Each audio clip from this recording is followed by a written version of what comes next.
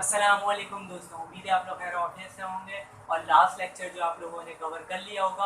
आज जो क्वेश्चन हमारे पास मौजूद है ब्रांच अकाउंटिंग का, आज उसे हम सॉल्व करेंगे और देखेंगे कि किस तरह से जो है वो क्वेश्चन जो है वो सॉल्व होगा। रोज़ाना नया क्वेश्चन होता है, नए टाइप के क्वेश्चन होता है और नए तरीके से उसके जो है सॉल्यूशंस को हम परफॉर्म करते हैं। ठीक है, आज जो क्वेश्चन मेरे पास मौजूद है उसमें जो चीज़ें दी गई हैं, कह रहा है कि on January 1 2017 Tariq traders establish a branch at Faisalabad by sending cash rupees 1 lakh rupees. एक तारिक ट्रेडर है जो कि जो है अपना जो है वो ब्रांच इस्टेब्लिश कर रहा है फैसलाबाद में, और वहाँ पे जो है किस तरह से इस्टेब्लिश कर रहा है, कैश वहाँ पे भेज रहा है 1 लाख रुपए and merchandise costing 2 lakh rupees at 25% above cost. और जो इसके साथ साथ जो है वो 2 लाख रुपए के सामान भी बेच रहा है और उसमें हमें 25% का अबव कॉस्ट ऐड करना है। सही है, यानी जो है वो भेज तो रहा है लेकिन इसमें ऐड नहीं किया, क्वेश्चन में ऐड नहीं किया, हमें खुद से कैलकुलेशन के वक्त ऐड करना पड़ेगा 25% अबव कॉस्ट। आगे क्या कह रहा है, following are some of selected transaction perform by head office and branch during 2017। और नीचे जो है आपको जो है कुछ इसकी जो है ट्रांजैक्शन दे दी गई है। अब देखते हैं कि क्या क्या दिया गया है। हेड ऑफिस और ब्रांच दोनों के जो एंट्रीज हमें दी गए, क्या क्या परचेज इंक्लूडिंग 16% सेल्स टैक्स आपको दे दिया गया, यानी परचेज किया है किसने, जो हेड ऑफिस ने किया वो 4 लाख का किया, ब्रांच ने 1 लाख का किया। नंबर 2 में सेल्स इंक्लूडिंग 16% सेल्स टैक्स, और सेल हुआ है 16% के जो है वो इसमें सेल टैक्स मौजूद है, जो कि हेड ऑफिस कर रहा है 4,64,000 से, और जो ब्रांच सेल कर रहा है वो 3,84,000 से। आगे थर्ड में कहा है कि कलेक्शन फ्रॉम कस्टमर वो दे दिए गए 2 लाख और 150,000, और इसके अलावा पेमेंट टू सप्लायर दे दिया 1 लाख और 40,000। मर्चेंडाइज इन्वेंट्री एंडिंग दे दी गई है 50,000 और 1,50,000। ऑपरेटिंग एक्सपेंस दे दिए गए 70,000 हेड ऑफिस का और 80,000 ब्रांच का। और रिक्वायर्ड में आपको क्या बोला है कि prepare journal entries in the book of branch including closing entries. आपको जो है ब्रांच की जो जर्नल एंट्रीज करनी है और साथ में क्लोजिंग एंट्रीज भी करनी है। और सेकंड में क्या है रहा है कि prepare journal entries in the book of head office including closing entries, और साथ में जो है हेड ऑफिस का भी जर्नल एंट्रीज हमें करना है साथ में क्लोजिंग एंट्रीज के साथ। आगे and adjusting entry to record profit from over valuation, और इसके साथ साथ हमें एक एंट्री भी करनी है जिसमें हम जो दिखाएंगे प्रॉफिट ओवर वैल्यूएशन किया। सही है, और ये वो वाली एंट्री होगी जो फर्स्ट लेक्चर जो हमारा था उसमें हम लोगों ने किया था। आप लोगों को आता है, देख लेंगे एक बार दोबारा से, रिवाइज हो जाएगा। ठीक है, तो शुरू करते हैं क्वेश्चन 6। ठीक है, सबसे पहले जो क्वेश्चन में हमें कहा गया था कि जो है हमें प्रिपेयर करना है जनरल एंट्रीज और क्लोजिंग एंट्री, तो उसमें मैं ये कर रहा हूँ कि सबसे पहले हम क्या कर लेते हैं, जनरल एंट्रीज दोनों की रिकॉर्ड कर लेते हैं, ब्रांच और जो हेड ऑफिस का, उसके बाद फिर हम जो है कुछ क्लोजिंग एंट्रीज कर लेंगे। तो सबसे पहले जो है वो यहाँ पे जनरल एंट्रीज आ जाएंगी।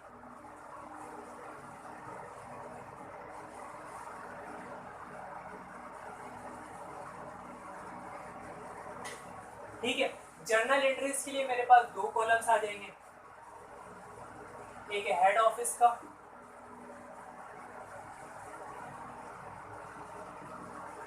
और एक जो होगा ब्रांच का होगा। ठीक है, अब शुरू करते हैं one by one. First first जो एंट्री स्टार्ट होगी वो कहाँ से होगी, सबसे पहली वाली जो सेंटेंस उसने कहा था कि ब्रांच स्टैब्लिश हो रहा है और ब्रांच में जो 1 लाख रुपए का सामान जा रहा है और 2 लाख के जो है मर्चेंडाइज जा रहे हैं। तो यहाँ से हम स्टार्ट करते हैं। तो हेड ऑफिस की नज़र में ब्रांच क्या हो जाएगा, डेबिट, और साथ में जो है मर्चेंडाइज सप्लाई किया है, इसके साथ साथ यहाँ पे अलाउंस फॉर ओवर वैल्यूएशन आ जाएगा, और कैश भेजा है तो कैश आ जाएगा, कैश 1 लाख रुपीज। ठीक है, अच्छा मर्चेंडाइज जो सप्लाई किया था वो कितना किया था, 2 लाख का किया था, और 2 लाख पे हम क्या करेंगे 25% जो है वो अबव कॉस्ट कैलकुलेट करेंगे। तो 2 लाख मल्टीप्लाई बाय 25। अच्छा यहाँ पे क्योंकि ये जो कॉस्ट प्राइस है तो इसको जो डिवाइड करेंगे वो 100 से करेंगे, तो 50 आ गया, यानी 50,000 250,000 का ओवर वैल्यूएशन हो गया, और जो मर्चेंडाइज सप्लाई किया वो 2 लाख का किया, ठीक है। और इन तीनों को जब हम टोटल करें तो ये कितना हो जाएगा 350, ठीक है। अच्छा, ब्रांच में क्या होगा, मर्चेंडाइज सप्लाई, कैश कहाँ से, हेड ऑफिस से, मर्चेंडाइज सप्लाई 250, कैश 1 लाख, और टोटल हो गया 350, ठीक है। नेक्स्ट अब पार्ट 1 इसका स्टार्ट होगा।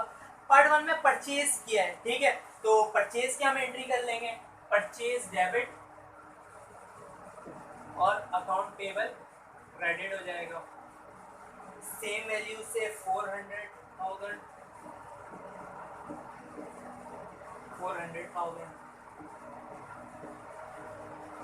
ठीक है। इसने भी परचेज किया तो परचेज डेबिट और अकाउंट पेबल क्रेडिट, इसने कितने से किया 1 लाख का, तो 1 लाख और 1 लाख इससे परचेज हो गया। अच्छा, क्योंकि यहाँ पे इसने बताया नहीं है कि कैश पे किया या लोन पे किया, तो हम इसीलिए हम क्या ले रहे हैं कि इसने जो है वो लोन पे चीज़ें ली है। नंबर सेकंड, इसने सेल्स किया इंक्लूडिंग 16% सेल्स टैक्स। अब सेल किया तो सेल का हम सपोज करेंगे कि ये किस पे किया है, अकाउंट रिसीवेबल, यानी ये भी उधार पे किया है, तो अकाउंट रिसीवेबल हो जाएगा, ठीक है। कितने का सेल किया है, 4,64,000।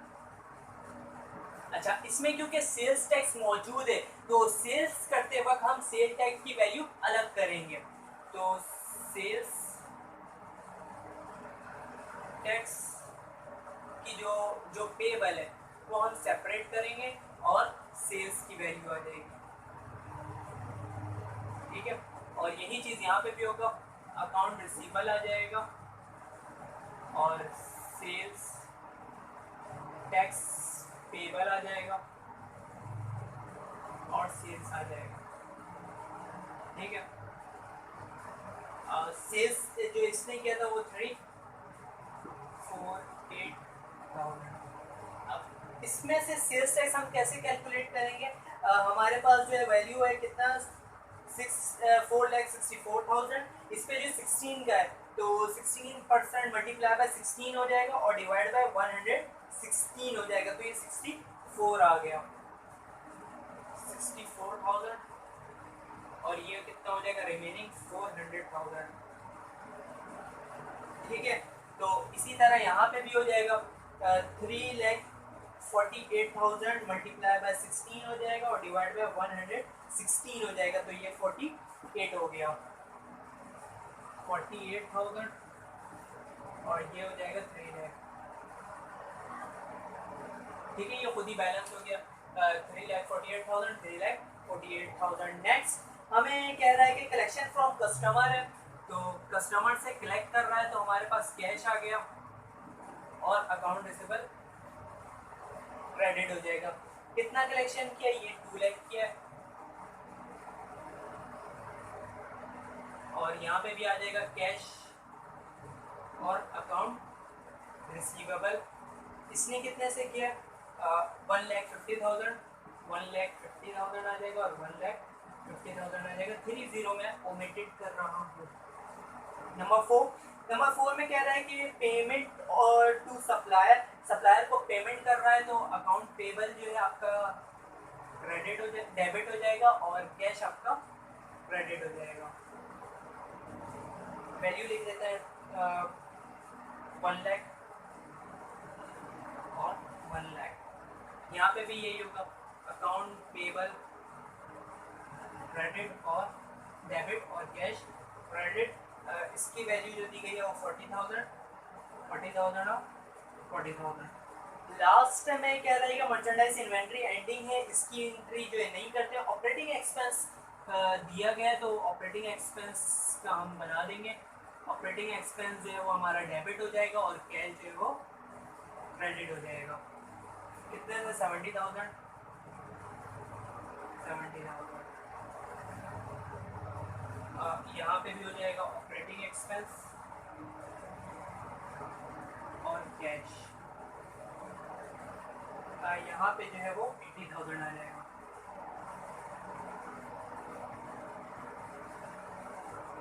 ठीक है, ये जो है जर्नल एंट्रीज हो गई। अच्छा, जर्नल एंट्रीज के बाद जो है हम अब क्या करेंगे, जो हमारे पास ओवर वैल्यूएशन की वैल्यू है उससे कैलकुलेट करेंगे। तो ये तो एंट्रीज हो गई, अब हम चलते हैं ओवर वैल्यूएशन को कैलकुलेट की तरफ। ओवर वैल्यूएशन के लिए मैंने जो यहाँ पे टेबल बना लिया है, सही है, आप देख सकते हैं computation for adjusting balance of allowance for over valuation, इसका जो है मैंने टेबल बना लिया। अच्छा, इसमें जो जो चीज़ें आती हैं वो क्या क्या आती हैं? नंबर 1 जो है वो मर्चेंडाइज सप्लाई आता है, तो मर्चेंडाइज सप्लाई में लिख लेता हूँ। मर्चेंडाइज सप्लाई कितने का किया था? ये रहा, ब्रांच में जो आया था, ब्रांच की एंट्रीज होती है। मर्चेंडाइज सप्लाई कितने का किया था? 2,50,000 का, 2,50,000। इसका कॉस्ट जो हम लोगों ने यहाँ पे कैलकुलेट किया था, कॉस्ट 2 लाख था और ओवर वैल्यूएशन 50 था, तो कॉस्ट आ गया 2 लाख और ओवर वैल्यूएशन कितना था, यानी जो अबव कॉस्ट है वो 50,000 था। ठीक है, इसमें कोई भी रिटर्न वगैरह नहीं था, तो डायरेक्ट हम क्या करेंगे, मर्चेंडाइज जो एंडिंग है, मर्चेंडाइज इन्वेंट्री एंडिंग, उससे हम इसमें से लेस कर देंगे। तो मेरे पास जो वैल्यूज थी एंडिंग की ब्रांच की, वो कितनी थी? 1,50,000। तो 1,50,000 तो बिल्ड प्राइस हो जाएगा 1,50,000। ठीक है, उसके बाद अब इस पे हम क्या कैलकुलेट करेंगे, ओवर वैल्यूएशन की वैल्यू। तो 1,50,000 मल्टीप्लाई बाय 25 डिवाइड बाय 125, तो मेरे पास कितना आ गया? 30,000 आ गया। 30,000 जो है वो अबव कॉस्ट की वैल्यू आ गई, जो कि इसमें से लेस होता है। 150 और 30 यहाँ, तो कितने का हो गया कॉस्ट? 120। ये इससे सब्ट्रैक्ट करेंगे तो कितना हो जाएगा? 20,000। और ये 20,000 ही हमारी जो वैल्यू है अलाउंस फॉर ओवर वैल्यूएशन। ठीक है, ओवर वैल्यूएशन की वैल्यू आ गई। उसके बाद जो है लास्ट में हमारे पास सिर्फ और सिर्फ क्लोजिंग एंट्रीज रह गई। अब हम जो है वो क्लोजिंग एंट्रीज कर लेते हैं।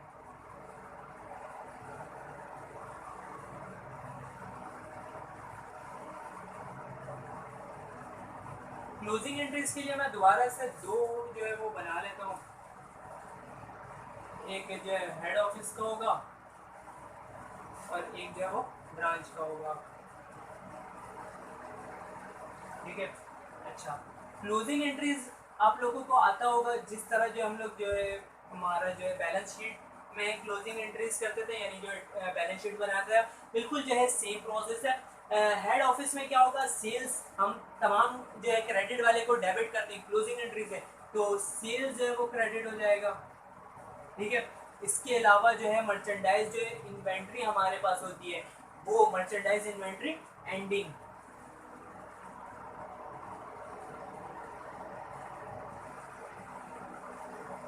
इन्वेंट्री एंडिंग, ये हमारे पास से जो है वो क्रेडिट हो जाएगा। और इसके अलावा मर्चेंडाइज सप्लाई हम लोगों ने क्रेडिट किया था, तो मर्चेंडाइज सप्लाई को भी हम क्या कर देंगे? डेबिट कर देंगे। ठीक है, सेल्स की वैल्यू यहाँ लिखी हुई है, सेल्स 4 लाख की थी, तो 4 लाख आ गया।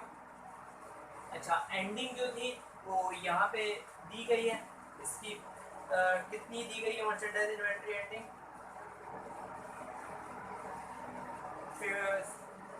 50,000। ठीक है, तो मर्चेंडाइज इन्वेंट्री एंडिंग 50,000 आ गया। और जो मर्चेंडाइज सप्लाई किया था वो कितने का किया था?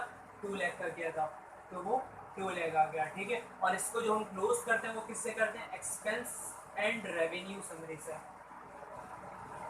ठीक है, तो कितना हो जाएगा? 650।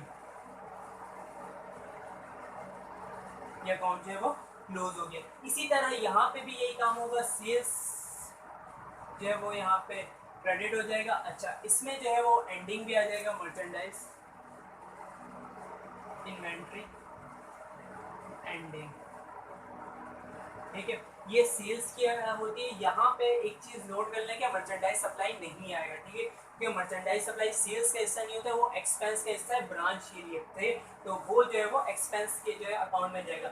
सेल्स जो है इसने कितने का किया था, यहाँ पे आया था 300 यानी 3 लाख का हो गया। मर्चेंडाइज इन्वेंट्री जो इसके पास रह गई वो 1,50,000 की,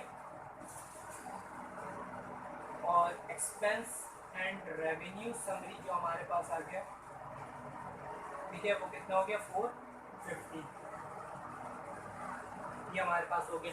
उसके बाद जो ये तो सेल्स का हो गया, तमाम क्रेडिट को हम डेबिट कर दिए। अब हम तमाम जो है डेबिट को हम क्रेडिट करेंगे, तो इसके लिए एक्सपेंस एंड रेवेन्यू समरी जो है यहाँ पे डेबिट हो जाएगा। परचेज को हम करते हैं और ऑपरेटिंग एक्सपेंस को हम जो है यहाँ पे क्रेडिट कर देंगे। परचेज जो हमारे पास था वो 4 लाख का था, तो 4 लाख आ गया। इसके अलावा ऑपरेटिंग एक्सपेंस हमारे पास 70 का था, तो वो 70 आ गया, और ये 4,70,000 हो गया, ठीक है। अच्छा, यहाँ पे क्या होगा, यहाँ पे भी यही होगा, expense and revenue summary debit हो जाएगा, ठीक है। परचेज को हम करेंगे क्रेडिट, ऑपरेटिंग एक्सपेंस को करेंगे, और जो मर्चेंडाइज सप्लाई यहाँ पे रह गया था उसे भी हम यहाँ पे हम करेंगे मर्चेंडाइज सप्लाई, ठीक है। परचेज जो है वो इसने कितने का किया था, जो हमारे पास मौजूद है 1 लाख का किया था, ठीक है। ऑपरेटिंग एक्सपेंस जो था वो इसका 80 का था, तो 80,000 आ जाएगा। और मर्चेंडाइज सप्लाई जो था इसके पास कितने का आया था, 2.5 लाख, सही है, 2,50,000। तो टोटल जो अब हम इसे करेंगे तो 350 और 430,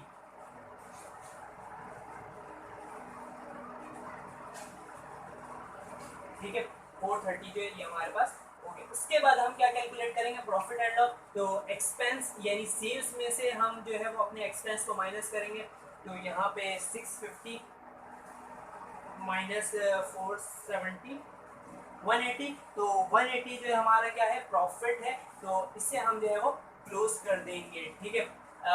क्लोज किस तरह से करेंगे, एक्सपेंस एंड रेवेन्यू समरी जो है हमारा डेबिट हो जाएगा, और प्रॉफिट एंड लॉस जो हमारा क्रेडिट हो जाएगा, कितने से, 1,80,000 से, ठीक है। यही काम यहाँ पे भी होगा, एक्सपेंस एंड रेवेन्यू समरी जो है वो यहाँ पे डेबिट होगा, लेकिन यहाँ पे प्रॉफिट एंड लॉस नहीं, हेड ऑफिस जो है वो यहाँ पे क्रेडिट हो जाएगा, ठीक है। यहाँ पे क्या हो रहा है, 450 और 430 है, 450 का जो टोटल रेवेन्यू है और 430 जो हमारा एक्सपेंस है, तो 20 का जो यहाँ पे हमें प्रॉफिट हो रहा है, तो इसलिए ये प्रॉफिट हो जाएगा, क्लियर है, ये वाला हो गया। उसके बाद हमें अब 2 एंट्री रह गई है, हमारा जो है वो ब्रांच जो है वो क्योंकि प्रॉफिट शो कर रहा है, तो ब्रांच को हम क्या करेंगे, यहाँ पे एंट्री शो करेंगे, तो ब्रांच की एंट्री क्या हो जाएगी, ब्रांच जो है वो डेबिट हो जाएगा, और जो है वो रिटेन अर्निंग में हम इस पैसे को डाल देंगे, रिटेन अर्निंग, सही है, 20,000 और 20,000, क्लियर है। अब लास्ट में जो एंट्री मुझे दिखानी है वो किसकी, adjusting entries for over valuation की, ये वाली एंट्री रह गई है, तो इसे यहाँ पे मैं दिखा देता हूँ, जो हेड ऑफिस में बनेगा, या हेड ऑफिस में ही देख लें, एडजस्टिंग एंट्रीज के तौर पे आएगा, हेड ऑफिस में भी बना सकते हैं, और ये हेडिंग लगा के भी, तो अलाउंस फॉर ओवर वैल्यूएशन की वैल्यू जो है वो डेबिट हो जाएगी, और इसको भी हम रिटेन अर्निंग में डाल देंगे। ये बताया हुआ एंट्री है, रिवर्स ये दोबारा से रिपीट हो गई है, फर्स्ट लेक्चर में भी ये वाली एंट्री आई थी 20,000 से, ठीक है, क्लियर है। तो ये कंप्लीट जो क्वेश्चन जो इस सवाल में जो रिक्वायरमेंट्स थी वो मैंने जो है कंप्लीट यहाँ पे सॉल्व कर दिया है, और ये आसान सा क्वेश्चन था, आसान सा था, और आप लोगों को समझ में भी आ गया हो। इसे वैल्यूज जो चेंज करके जो है आप सॉल्व करिएगा, लाजमी करिएगा, प्रैक्टिस में लाजमी रखिएगा, और जो इसके अब बस कुछ लेक्चर्स रह गए हैं, इंशाल्लाह उसे भी कंप्लीट अपलोड कर दिया जाएगा। शुक्रिया।